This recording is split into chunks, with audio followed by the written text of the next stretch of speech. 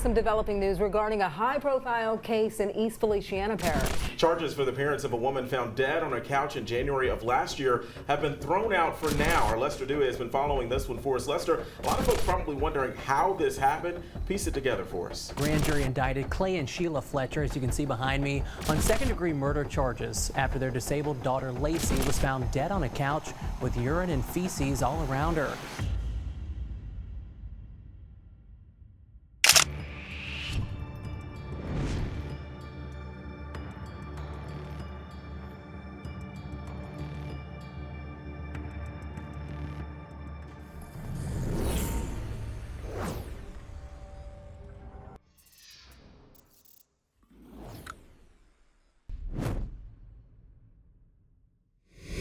Welcome to a captivating and intriguing twisted case that will challenge your nerves and evoke a range of emotions. Lacey Fletcher's harrowing experience at the age of 36 can only be described as a true nightmare. Unfortunately, she never had the opportunity to lead a normal life, not due to her condition, but rather due to the cruel actions of her parents. Upon reviewing the distressing details of Lacey's story, it becomes evident that Sheila and Clay Fletcher were far from nurturing parents. Their daughter was unresponsive. Tonight, her death raising questions. He could not eat for a week and cried for a week. He's seen a lot of neglect before. He said he's never seen a case like this. Instead of providing care, they treated their own child as a captive, heartlessly ridiculing her need for love and attention. Lacey's story stands as one of the most tragic cases we have encountered, highlighting the depths of her suffering and eventual demise. Let us now dwell into the intricacies surrounding her profoundly distressing life and untimely death. Lacey Allen Fletcher was born on November 25, 1985, in a small town in Louisiana. Her parents, Clay and Sheila Fletcher, raised her in a close-knit community with a population of fewer than 1,000 residents. Lacey was the only daughter in the Fletcher family, and her upbringing in a village named Slaughter seemed fitting for the narrative that unfolds today. Approaching her 9th birthday, Lacey's family made a significant move, settling into a new home, a charming neighborhood with cul-de-sacs, grand houses, and beautifully manicured gardens. From an outsider's perspective, this new location exuded a sense of brightness and happiness that surpassed any other place. The Fletchers were a typical middle-class family. Sheila, Lacey's mother, worked as a court secretary, overseeing all administrative procedures at the Baker Court. Meanwhile, the father worked at a non-profit organization. The family had a deep religious faith and attended church every Sunday. Lacey, their daughter, received her education at a Baptist academy and was an active member of the volleyball team.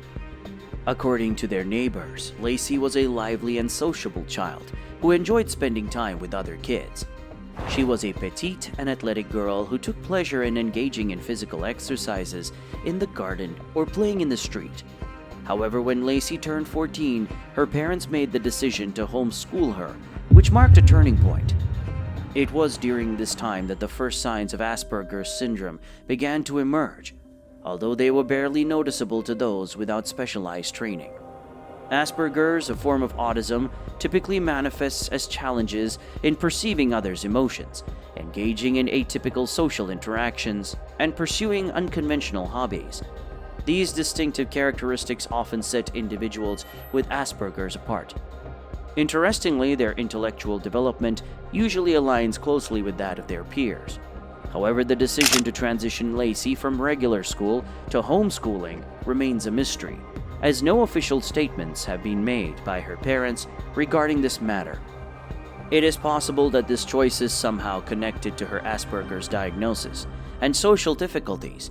Nevertheless, neither Lacey's neighbors nor her peers have observed any peculiar behaviors from her. According to her friend and classmate, they had a close friendship during their time in school. They described Lacey as a highly valued and cherished individual. It was noted that Lacey displayed qualities of being reserved and modest, yet had the ability to express her thoughts and opinions clearly. Sadly, the contact between the two friends ceased when Lacey stopped attending school at the age of 14. Subsequently, there was limited information available about Lacey. However, the classmate did hear that during her teenage years, Lacey regularly sought the help of a psychologist, which was considered uncommon at that time and often indicative of significant issues. A neighbor of the family named Robert in 2022 mentioned that he last saw Lacey approximately 15 years ago, when she was in her early 20s. Even back then, Robert noticed that Lacey was different from her peers. She possessed a unique quality that made her stand out from everyone else. While her peers were engaged in activities like partying, drinking, and discussing boys, Lacey preferred to enjoy Disney movies alone. This marked a distinct shift in her character around the age of 14, which became a topic of conversation among those who knew her. Lacey gradually became more introverted, rarely seen outdoors, seemingly forgetting about school and her friends. This change led to her distancing herself even from Robert, the neighbor's brother, with whom she used to spend time. Over time, rumors about Lacey started to fade away, and it was assumed by everyone that her family had relocated to another town or that Lacey had been sent off to a school far away. However, the reality was much more complex. If anyone had suspected that Lacey had been living in her own home all these years, there might have been a chance to save her. In May 2017, Robert had the opportunity to meet Lacey's father, recognizing the importance of Lacey's well-being. Robert took an interest in her current situation. He inquired about her whereabouts, how she was doing, her living arrangements, her educational pursuits, and the subjects she was studying. However, Lacey's father provided brief responses, mentioning that his daughter was still residing at home and assuring that she was fine.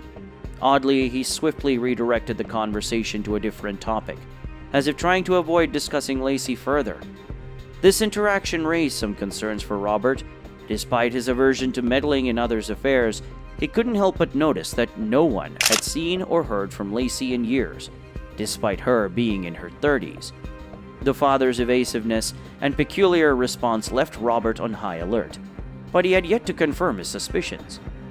During the early hours of a frigid January night in 2022 at 2:30 a.m., the local police station received a distressing call.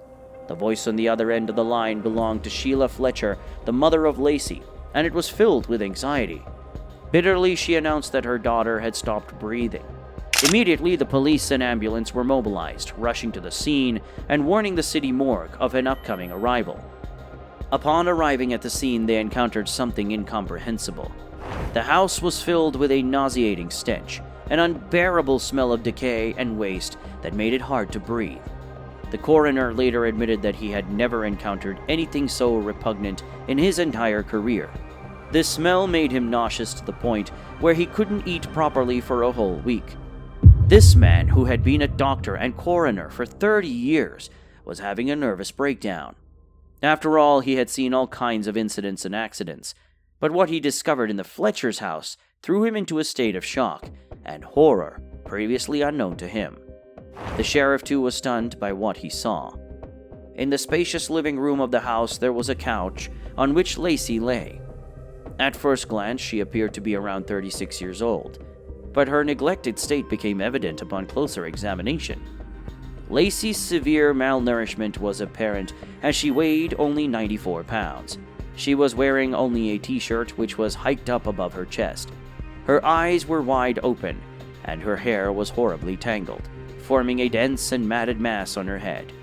Attempting to tame these unruly hairs would require a level of patience that even the most skilled cosmetologist might lack. Dirt and decay had permeated every crevice of her body, shattering any semblance of human dignity. Biological waste intermingled with the filth that had infiltrated her ears, nostrils, and mouth. And having this couple re-indicted because he believes justice won't be served until they serve jail time.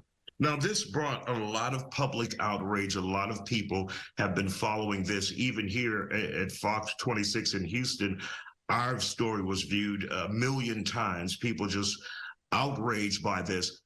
Is there a chance that if this mother and father of Lacey Fletcher's re-indicted, Could it be a lesser charge, or will it still be murder? Because I think people are concerned about that. Certainly anything's a possibility, but when we spoke with the DA, it sounds like he's trying to press on and go after these two people on the murder charge because of what had happened to Laci. When we spoke with the coroner last year, he said, look, I deal with death every day, and this is something that I can't even get out of my head. The smell was just awful. He said the minute he walked into that house, he left and actually had to vomit in the front yard. And so he said, the fact that I deal with death all the time, and this impacted me in such a way, it's extraordinary to think that these people, her mom and dad, were literally living their lives, coming and going, and no one managed to know that their daughter was sitting there rotting away on the sofa of their living room. No, it's my understanding, and I could be wrong, that the mom and dad are out on bond right now while all of this is going on. That's correct. So they were out on bond initially after they were charged, but now that the indictments have totally been tossed, that bond really doesn't exist anymore because those charges are invalid. So the DA says within the next 2 weeks, they'll be charged again, they'll be rearrested, and then another bond will be set. Horrifying bed sores ravaged her body, festering and reaching deep into the bone. These glaring causes of torment, typically indicative of the despair experienced by those immobilized by illness, were just a fraction of the ghastly picture Laci presented. Her body was covered in brown spots and sores, with deformities and missing skin on her buttocks. Additionally, the presence of larvae and insects residing in her bodily orifices added to her immense suffering. The photos that documented this distressing incident never reached the public domain, whether through media outlets or online platforms, owing to their unsettling authenticity. Even seasoned professionals such as coroners and police officers who are accustomed to encountering such disturbing scenes in the line of duty were profoundly shaken by what they witnessed. However, a perplexing photograph of the couch, which was the site of Laci's demise, was made available to the public. This piece of furniture was entirely decayed and putrid, with evident remnants of the cavity where human remains were discovered. Flaky skin, pus, and fecal matter were all permeating into the wooden floor, causing it to deteriorate. Laci's autopsy revealed a disturbing truth. Remnants of the couch's upholstery were discovered in her stomach. It raised the question of whether she was so famished that she resorted to consuming her own furniture. Laci's death was a complex forensic case, as it resulted from a combination of distressing factors rather than a single cause. These factors included severe bed sores that required immediate attention and bone inflammation caused by a blood infection, among others. When Laci was found, her mother Sheila was beside her on the same couch, overcome with tears born out of desperation. Laci's father Clay appeared immobilized by his inability to prevent this dreadful situation. Naturally, investigators had numerous inquiries. How could someone end up in such a state? I just knew she was, different. She used to come out and, walk, but I hadn't seen Laci in 5 years. Why couldn't the parents who resided in the same household as Laci intervene and prevent things from reaching this critical point? Initially, Laci's parents opted not to publicly comment on the situation.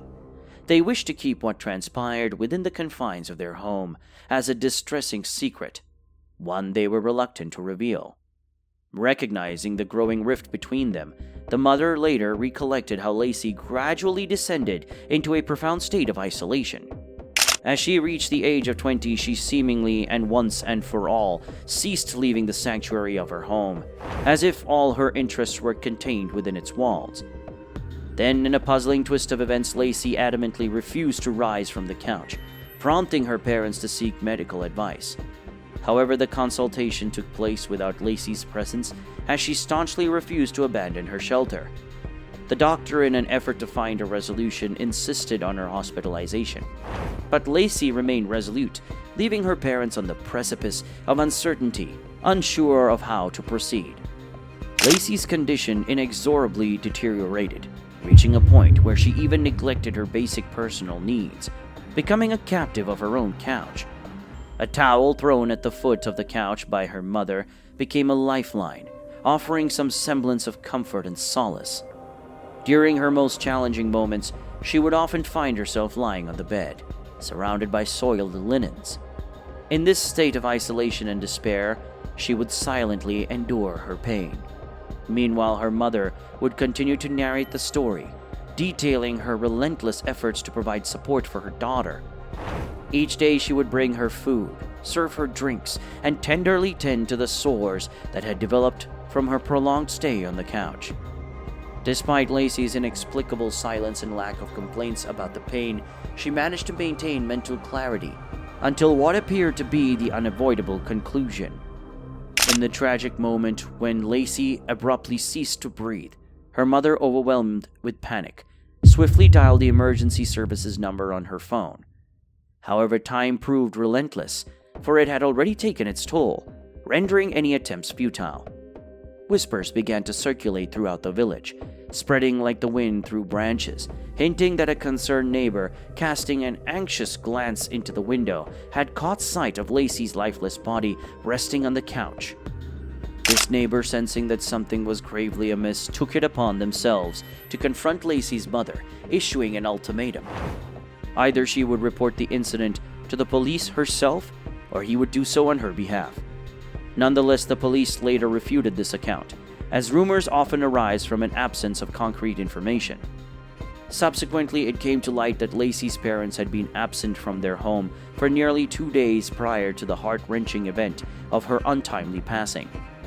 During this prolonged absence, their daughter was left alone and deprived of sustenance, leaving her famished and neglected. While it is possible that her mother may have left some food for her on the couch, it does not negate the fact that she was left in a state of neglect.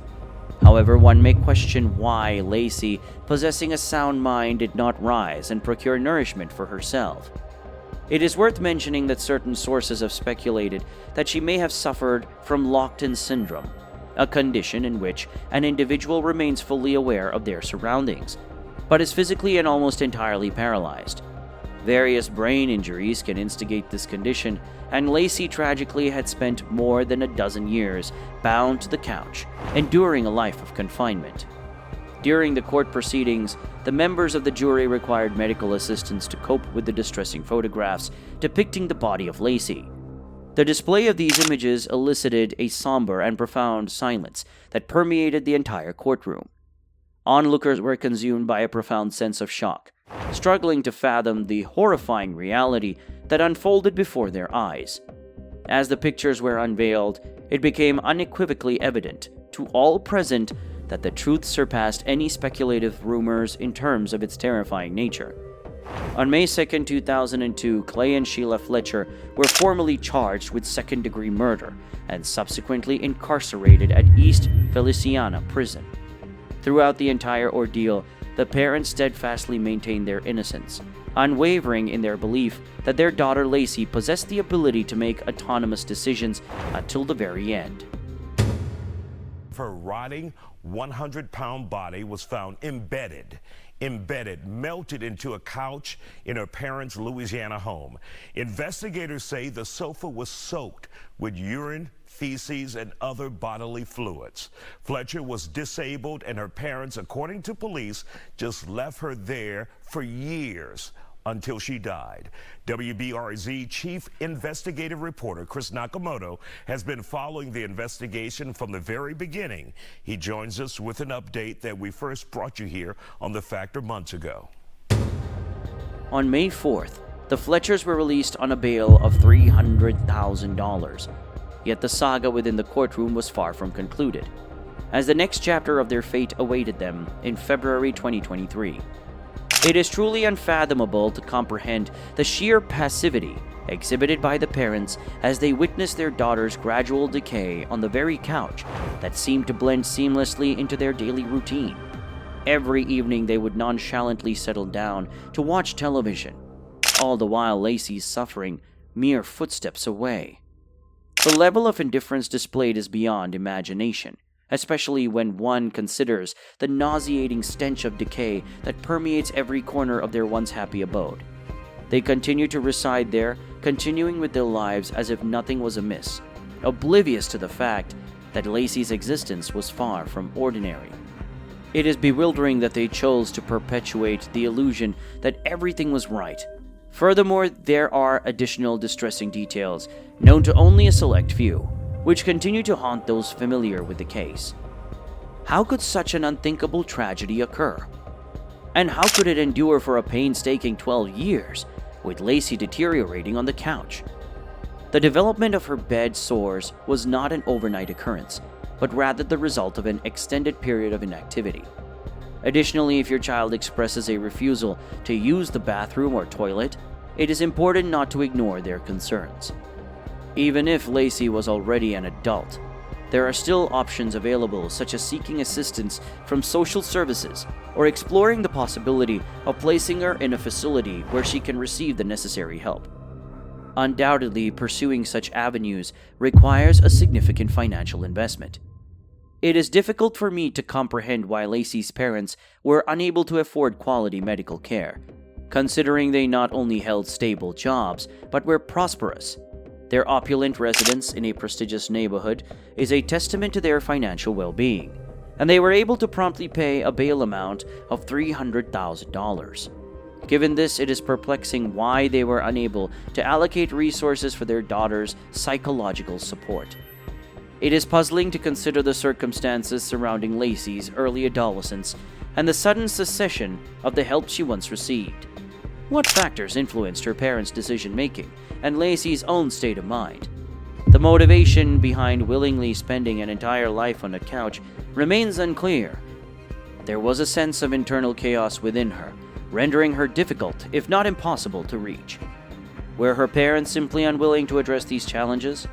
Consequently, Lacey's parents faced charges of involuntary manslaughter, later reduced to second-degree murder.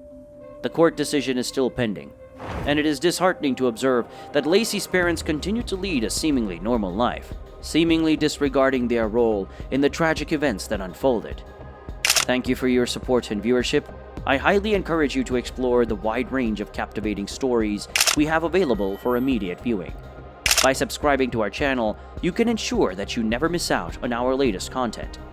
We appreciate your continued support and look forward to having you join us in our next thrilling story.